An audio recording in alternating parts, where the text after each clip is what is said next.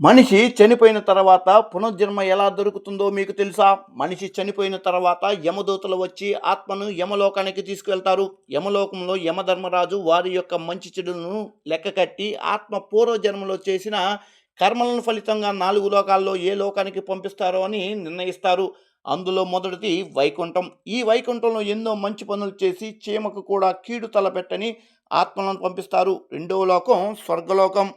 ఎవరైతే భూమిపై న్యాయంగా ధర్మంగా జీవించి ఉంటారో వాళ్ళు ఈ స్వర్గలోకానికి వెళ్ళి కొన్ని రోజులు అక్కడే ఉండి తిరిగి భూమిపై మనిషి రూపంలో పుడతారు. మూడవది పితృలోకం. ఈ లోకంలో ఆత్మ చేసిన పాపాలను ప్రాయశ్చితం చేసుకుంటుంది.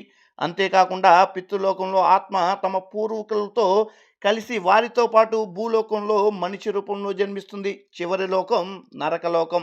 ఈ లోకంలో పాపాలు చేసే వాళ్ళను, మోసాలు చేసే వాళ్ళను, జంతువులను హింసించే వారిని, బలిచ్చే వారిని నరకలోకానికి తీసుకువస్తారు.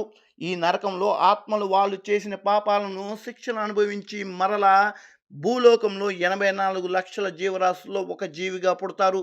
ఫ్రెండ్స్, ఓం నమ శివాయ అని కామెంట్ చేయండి.